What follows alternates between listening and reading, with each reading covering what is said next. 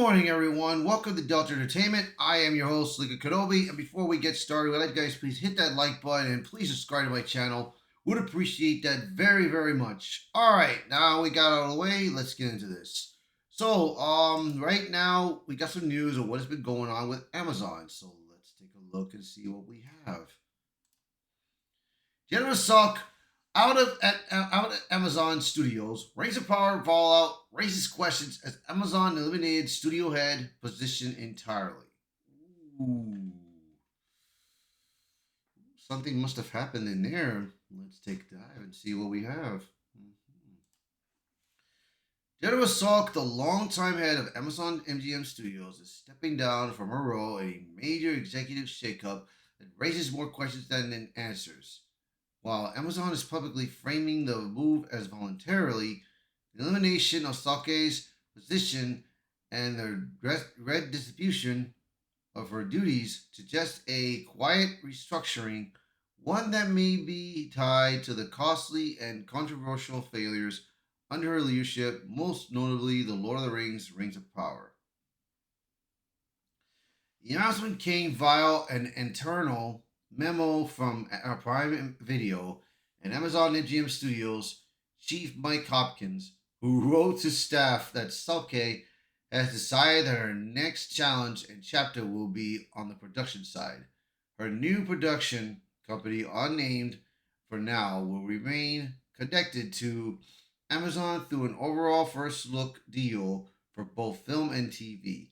However, Amazon made it clear it will not be replacing Salke. Instead, the company is restructuring the studio under a flatter management model.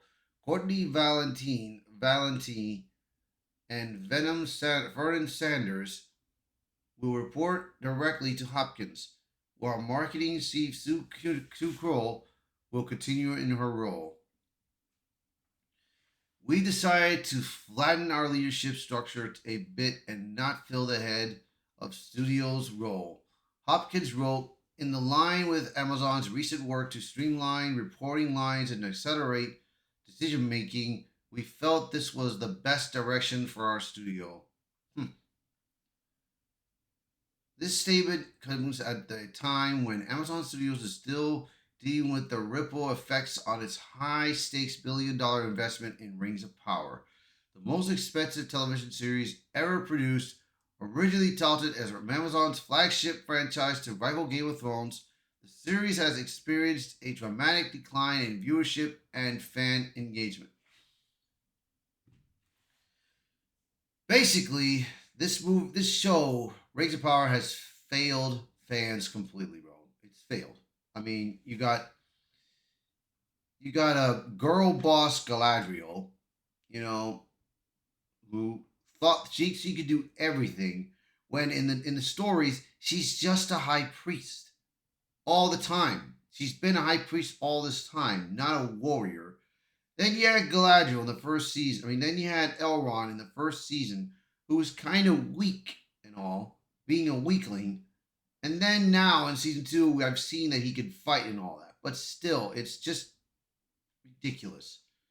And not only that, he kissed Galadriel, who Galadriel to him is great, great, great, great, great grandmother. So I'm like, what are they doing? What are they doing with this story? And not only that, they have Galadriel having a relationship with Sauron.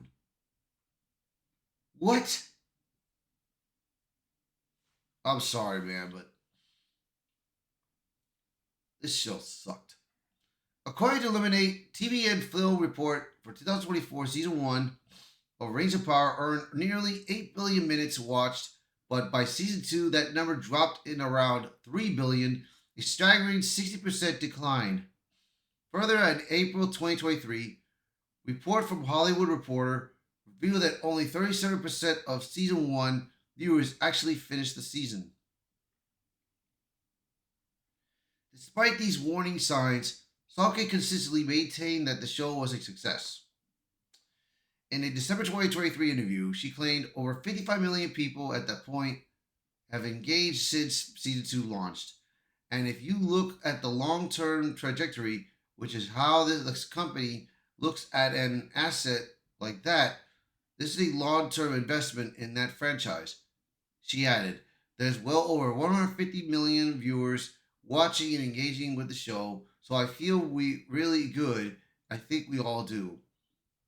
But many critics and fans accuse Ramazan of relying on vague and inflated engagement metrics to obscure a clear decline in interest. Rating data from Nielsen and other independent trackers painted a stark contrast to Salke's upbeat messaging.